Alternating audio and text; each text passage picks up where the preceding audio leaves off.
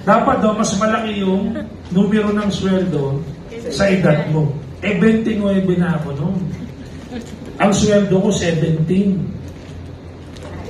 O, di ba layo?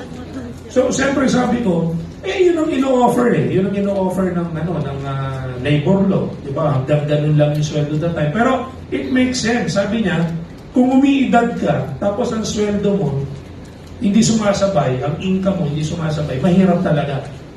Sigurado naman, lalo na yung mas may edad sa akin dito, kayo makakapagsabi, nung araw may piso ka, ang yaman-yaman mo. Ngayon, piso, kahit pulubi, babato sa'yo Pabalik Insulto talaga Malaking insulto sa pulubi, mabutin mo ng piso. Kasi na-experience ko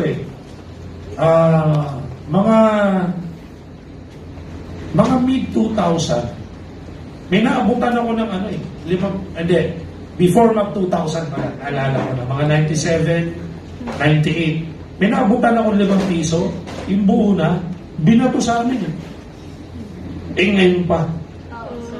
Ngayon mo subukan.